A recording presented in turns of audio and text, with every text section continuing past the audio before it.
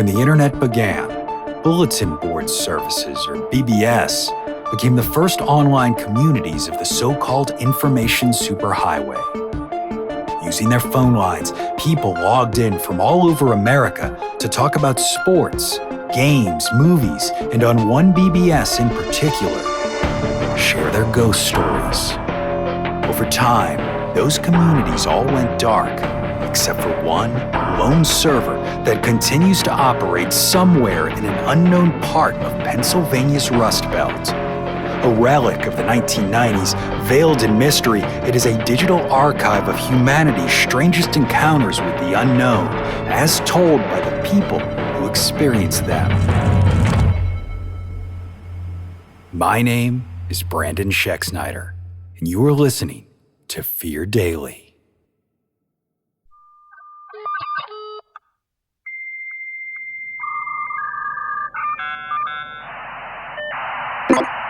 Subject, scared to death. User, 1MP lost. Posted, March 10th, 1996.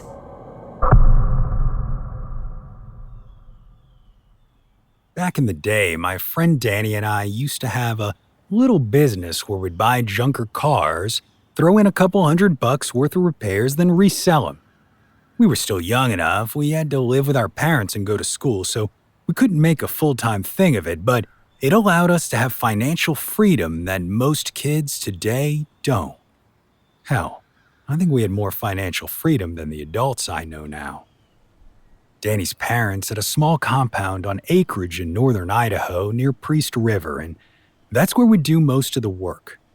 It was a busy place with a lot of pretty serious people coming and going, but we stuck to the garage and were, for the most part, left to our own devices. My parents would sometimes get visibly uncomfortable when they heard I was going out to Danny's, but they didn't try to stop me. Sometimes they'd remind me not to believe everything the folks on the compound said, but I was never in any danger of that. I loved cars and having a place to work on them, but the ideologies I heard thrown around out there never struck me as having any real merit. The compound consisted of a main house, garage, 2 large barns, and several smaller houses in various stages of disrepair. The houses were like barracks for the so-called militiamen who came through, and so their lawns were routinely littered with beer bottles and other trash except for one house. The house was in better shape than some and never had any litter in the yard, but I also never saw a single militiaman go in there. Finally, one summer day when we were doing what we could on a 73 Nova, I finally asked him what the deal was with that place. Without hesitation, Danny said that no one went in there because it was haunted. I laughed, but when he didn't laugh too, I realized he wasn't kidding. I said that wasn't possible because ghosts weren't real, and that got a chuckle out of him. He said that he couldn't speak for all ghosts, but the one in that house was very real and very angry. It had been in there as long as his family had owned the land, maybe longer, but the original owners weren't around to ask. Hearing my best friend talk about ghosts in the middle of the day while we were both covered in grease up to our elbows was surreal. He went on to say that his parents hadn't believed in ghosts either when they took possession of the property, but then something kept destroying the mattresses they put in the house. Anything made of fabric would be slashed when they came back, and anything made of wood or ceramic would be smashed against the floor. One time, he said a big militiaman named Grant turned up at the compound looking for a place where he could live and train. He was pushy, Danny said, even for the type of people common around there, and when Grant saw that the house was empty, there wasn't a question as to whether or not he would move in. Danny's parents tried to dissuade him, but he wasn't having it. On his 3rd night in the house, they woke up to gunshots and the sound of a man screaming, but by the time they figured out where it was coming from and got over there, everything had gone quiet again. Inside the house, they found Grant's stuff thrown everywhere like a tornado had blown through. There were bullet holes in the living room walls and 2 in Grant's head. One where the bullet had gone in, and the other, well, you figure it out.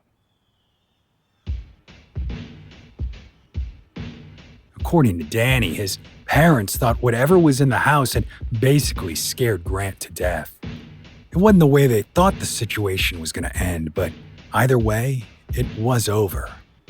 There was no way they were going to call the cops, so once the sun came up, a group of militiamen dug a deep hole in the basement's dirt floor, and Grant went into it. After that, everyone treated the house like it was infectious and gave it a wide berth. I asked Danny if he really believed that story. In the warmth of a summer's day, the living dead couldn't have felt further away. He didn't even look up from the Nova's engine block before agreeing with me. He'd seen Grant in the days before it happened, heard the shots, and watched from his bedroom window as everyone converged on the house. I'd heard a lot of crazy things about Danny's life on that compound, but this was far and away the winner. A chill ran through. In the distance, the heat shimmer distorted my view of the house for a moment. I was certain I'd seen movement in one of the windows, but it had to be my imagination.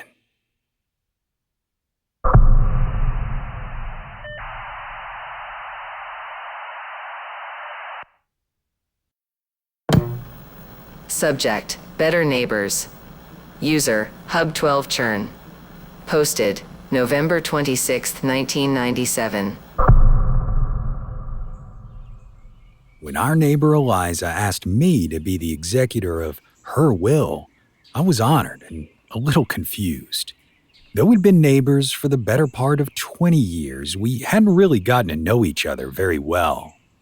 Our conversations were always of the over-the-hedge variety, a little like Tim and Wilson in Home Improvement, but instead of a mysterious man giving me life advice, it was a nattily-dressed woman with perfect makeup helping me keep my clematis and rhododendron happy. In return, I'd shovel her driveway and help out with an odd job around the house now and again, and if we had a conversation longer than 15 minutes or more than twice a week, I don't remember it.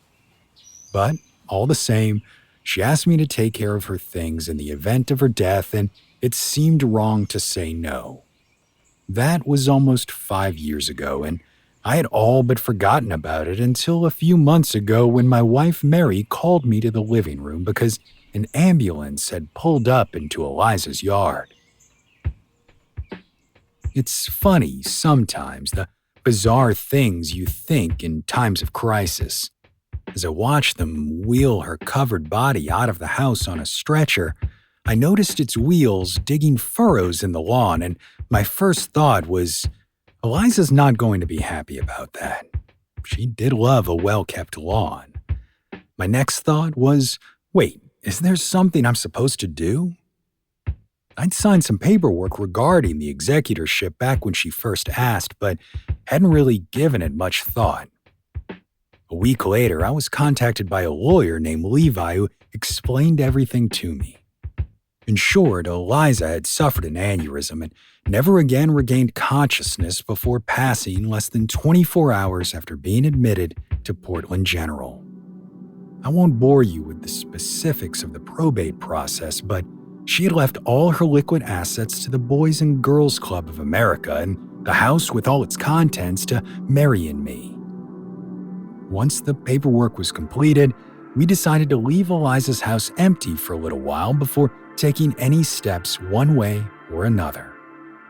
It was early June when we decided it would be best if we sold the house, but we're picky about it because we would, in effect, be choosing our new neighbors. The first order of business was cleaning the place out, which was much more emotionally fraught than I expected. Mary took the living room and kitchen, and I volunteered to handle the upstairs bedrooms and bathroom. I'd been there before, so the orderliness of her house wasn't a surprise, but what did surprise me was how much she'd kept. One half of the closet in the master bedroom was full of men's shirts and pants, pressed crisply as if they'd only just been dry cleaned, and the top half of the bureau held neatly folded boxer shorts and socks. The men's clothing smelled faintly of a rich, spicy cologne I'd never smelled before on Eliza or anywhere. It puffed out at me when I opened the dresser drawers. On her bedside table was a photograph of what was clearly a much younger Eliza, looking as perfectly put together as ever, standing next to a very dashing young Indian man. She had her arm in his, and they looked very much in love. She'd never mentioned a husband, but whether or not they were married, I would have bet money those well-cared-for men's clothes belonged to him. In that moment, I was struck by how little I had actually known about her and felt like a real dipshit for not taking the time to get closer. She was a lovely, intelligent, elderly woman living on her own, and neither of us had ever thought to invite her over to dinner or to one of our parties. I don't even have an excuse. It just hadn't occurred to us. While that guilt churned away in my guts, another thought occurred to me. One day, someone would be going through mine and Mary's things in exactly the same way. I felt a sort of hopelessness sweep through me, a kind of desperation at the notion that no matter how we take the ride, it always ends at the same place. Death suddenly felt closer than it ever had, and I very much wanted to be close to my wife. I was just about to call for her when I heard what sounded like a jingling. I looked around the bedroom, but couldn't identify where the sound was coming from. Sliding open the closet door, I pushed aside the pressed suits and slacks, shaking them slightly to see if that had been the origin of the noise, but couldn't repeat the sound. While my head was in the closet, the jingling returned, followed by what sounded like snuffling. I pulled back out of the closet and looked toward the door, where I saw a black cocker spaniel standing there, wagging its tail. It was wearing a red collar with a round golden name tag on it. That explained the jingling. I was completely taken aback. I'd never once seen Eliza with a dog, and she'd never mentioned one, at least as much as I could recall. I called softly to the dog, "Hey boy," or something like that, and watched as its ears pricked up, the wagging of its tail increasing in intensity. When I called the dog to me, it turned around and walked out of my line of sight, so I followed. In the hallway, it was merrily trundling toward the spiral staircase that led down to the main floor, collar jingling. Mary called my name from downstairs just as the dog reached the top of the staircase and descended out of view. Mary called me again and said I should come down and take a look at something, so I jogged to the top of the stairs. I remember thinking that the little dog must have really picked up the pace because he wasn't anywhere to be seen.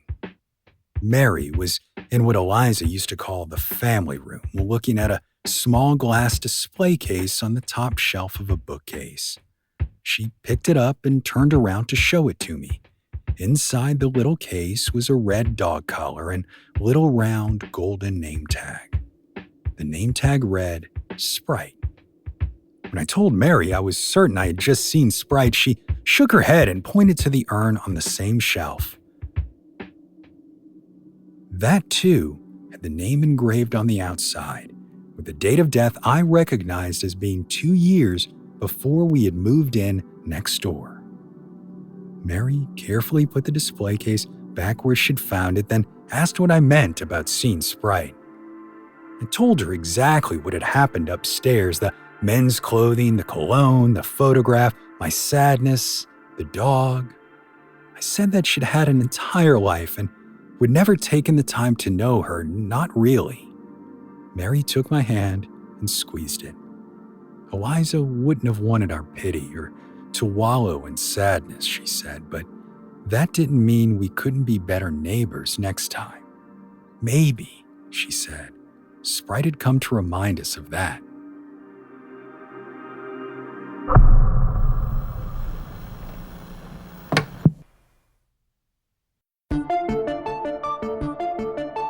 Fear Daily is an independent podcast hosted by Brandon Schexnayder and written by Brennan Storr, with Joanna Smith serving as the consulting editor, audio production by Rachel Boyd, and sound design by Southern Gothic Media.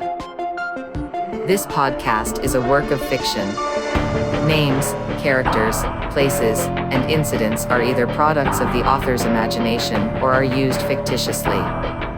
Any resemblance to actual persons, living or dead, or to real events or locations, is entirely coincidental. Ad-free versions of Fear Daily are available now on your favorite podcast apps. For more information, visit feardaily.com.